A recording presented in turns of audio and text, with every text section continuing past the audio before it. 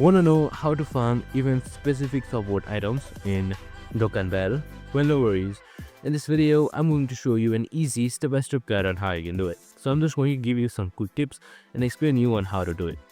So farming support items efficiently is super easy.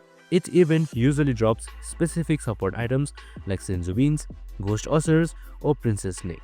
Check the event details to see which state or which stage gives the highest drop rate.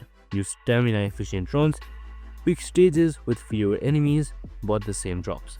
Always plan around double drop events to maximize gains.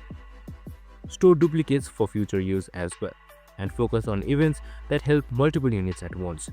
With this strategy, you'll never run out of critical support items during tough battles, and your grinding becomes way more efficient, easy and time saving. And that's it. Super simple and easy. I hope this video helped. If it did, make sure to like, subscribe and tune in with us for more of these videos. See you in the next one.